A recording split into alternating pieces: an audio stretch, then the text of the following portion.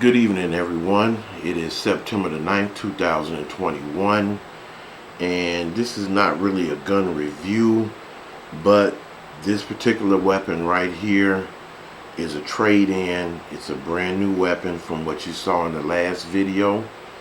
It's the same manufacturer, basically the same size, slightly different. The first one was a first generation Smith & Wesson M&P Shield. This is a third generation, if you can call it that, Smith & Wesson M&P Shield Plus. The difference is only in a couple of ways. The handle is slightly larger, but you really can't tell just by looking. It holds more rounds. The first generation and the second generation comes brand new in a box with two magazines.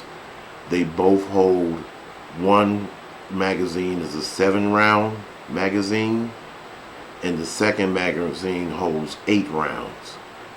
This one, brand new in the box, it comes with two magazines.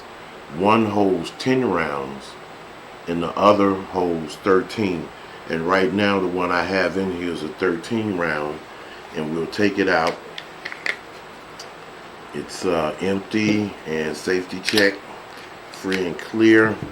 Also, this revolver is free and clear.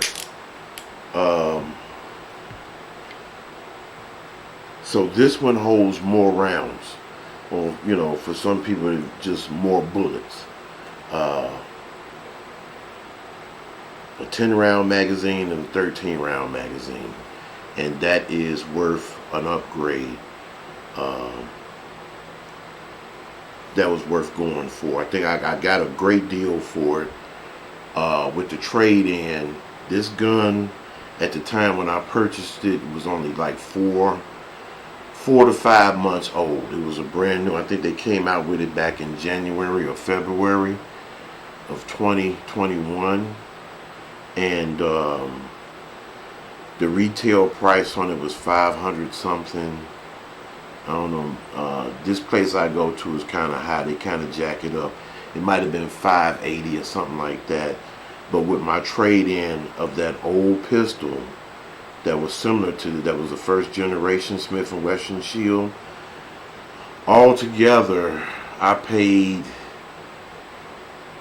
$380 for this gun, which was a $500 something gun. And with the trade-in, they gave me money for that. So out of pocket cash, I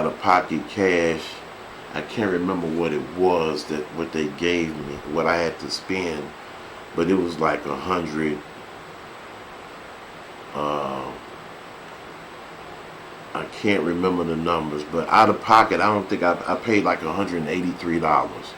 So it came out total to 380, 385, something like that, for a $500 pistol that's brand new.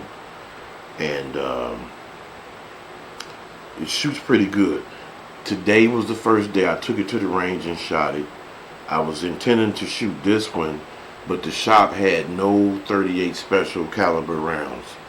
Now, one thing I find to be interesting is that everybody's into these semi-autos and high capacity magazine weapons, but every time I go to that particular shop, which is a popular shop, they're always out of 38 special. So that says a lot right there.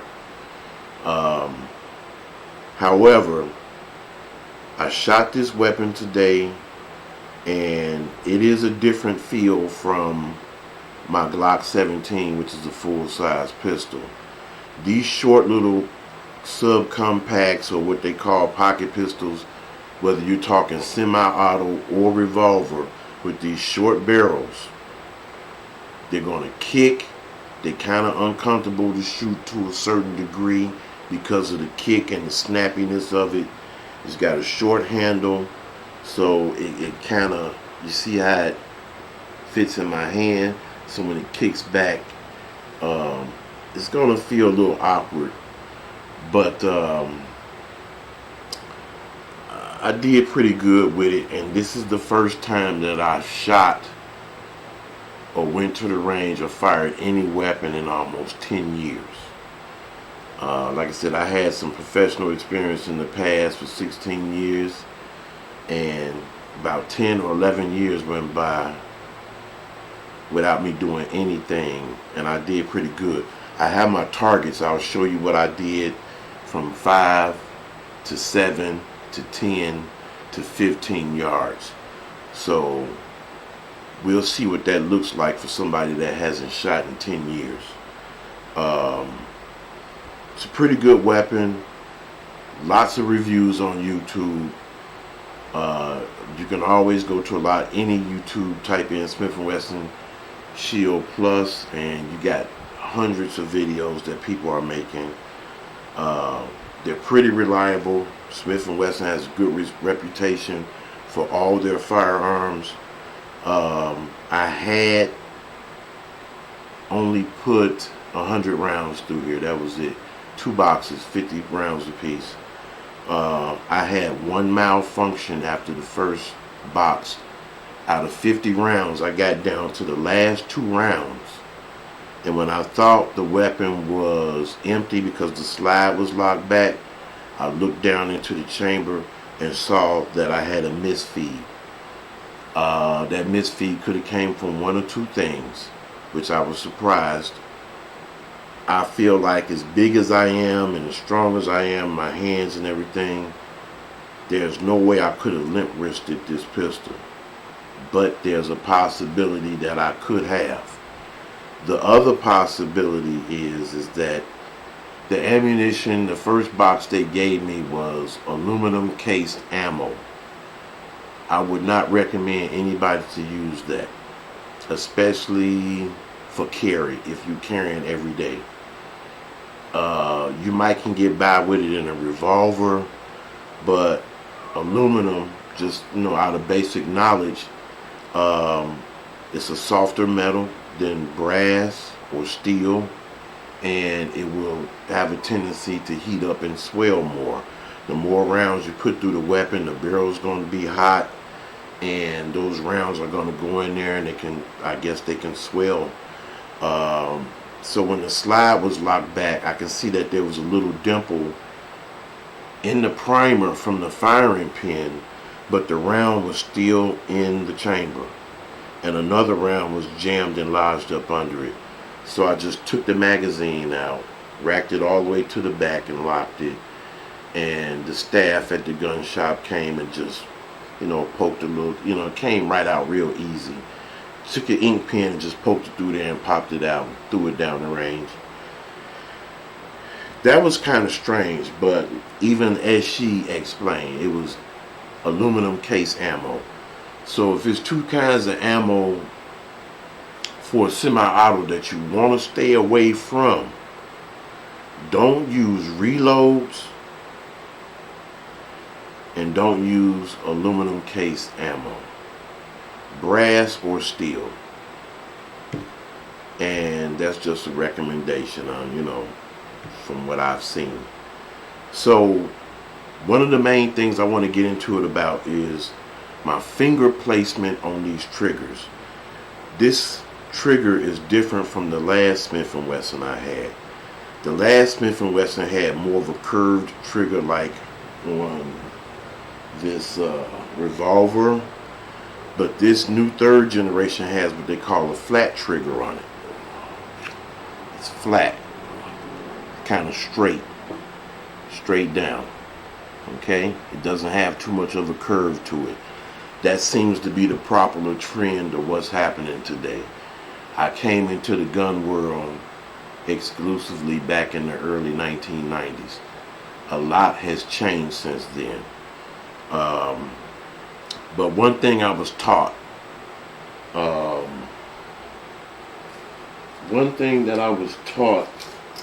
was placement on trigger depending on the type of weapon you have. Now I made a little drawing to try to illustrate excuse me, what I had done or what I was taught. If you look at this, let's see if I can get it closer for you all. Okay, I got two drawings of triggers. This side over here represents a semi-auto. This side over here represents a revolver. Revolvers traditionally have more of a curvature in the trigger. Okay, it's kind of recessed, curved. Some of the revolvers from the 90s and on back have a forward, slight curve, but more of a forward angle to it. Okay, if you look down at the bottom, the way I was taught, this drawing right here represents your finger. This is the tip of your finger. This is the first crease in your finger, and this is the second crease underneath your knuckle in your finger. For revolvers that have this curved figure in it, we were taught to put that first crease right here in the middle of that trigger. That's what I was taught. And you give it a squeeze, not a pull. No matter how you put your finger on there, you should never pull. You should always be a squeeze. For semi-autos, with this time configuration, this dotted line that you see here represents the fat part between that first crease and the tip of your finger. That dotted line is where I was taught to put my finger on triggers that are made like that. Okay, so for years I've shot like that with great results because I've always taken at least once a year the state requalifications, and I always shot 100s. Okay, what I noticed that a lot of manufacturers are doing with some of these semi-autos is they're making the triggers before they started going to these flat triggers, which is the new thing now. Some of those triggers, like on my first generation M&P Shield, it had more of a curve, almost like the revolver. It had more of a curve to it. It didn't have that. It didn't have the straightforward motion like over here. Even though it was a semi-auto, the trigger had more of a curve like this that you would find on revolvers. So you didn't have to worry about finger placement because most people just intuitively would put that first crease on there. So I guess that's how it works, you know, maybe that's why they designed it like that. So I'm just trained, and it's still in me to know what type of weapon that I have and what I'm going to use and how my finger placement is going to be before I do anything without even having to think about it. It's like second nature for me because that's the way I was trained. Now, I welcome any comments and criticism, but the real proof is going to be in the target. So let's take a look at what I did at the range. This is my first target. This is my first target, standard size target, and this was at ranges, multiple ranges from 5, 7, 10, and 15 yards. Okay, first time shooting in 10 years. Actually, my first shot was right here. My very first shot was right there. And I was like, whoa, I still got it. But I noticed that, you know, it was hot in there. I was sweating. Sweat was dripping down my face, even though they got ventilation in there. It was a couple of times I hadn't shot in 10 years. It was a couple of times where I pulled the trigger, my eyes was closed because I wasn't expecting to pop. You know, my cat is getting in here in the way. Here's my little black good luck cat. So this is not bad. And the technique that I was using for my first 3 targets was the same technique that I was taught to use with semi-automatics, by putting the meaty part of my tip of my finger right there on the trigger, right where that dotted line intersects like a curve right here. That's what represents the trigger. So with my finger placement being like that, this is what I came up with: 5, 7, 10, 15 yards. Okay. Here's the second target, in which I was still using that technique with the finger. Most of this was mid-range. I would say 10 yards, 7 to 10 yards. This is my grouping. Okay, most of it was down and to the right. Keep in mind how my finger placement was on the trigger.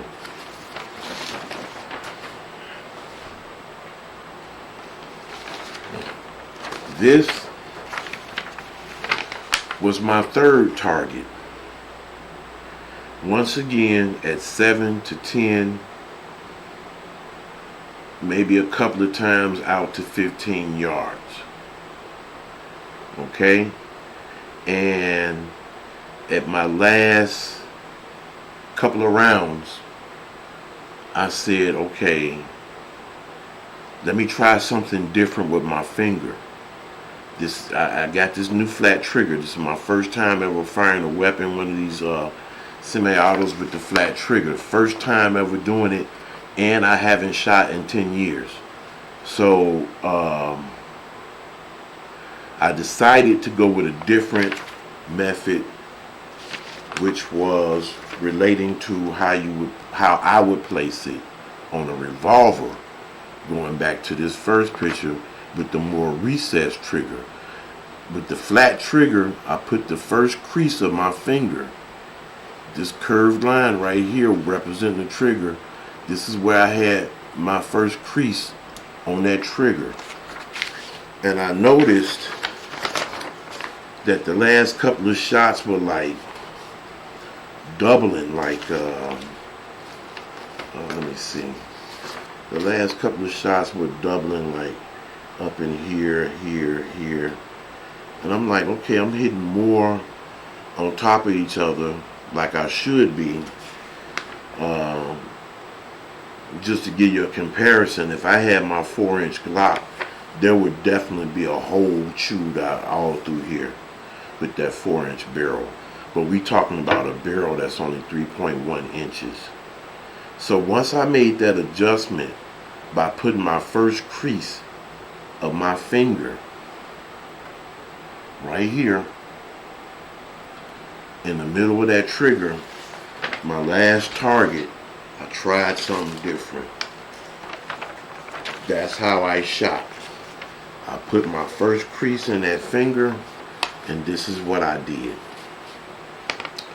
A lot of them fell low, but I was just about out of ammo, and it was almost time for me to get up out of there. So this right here is just poor quality. I can do better than that down there. I was sweating.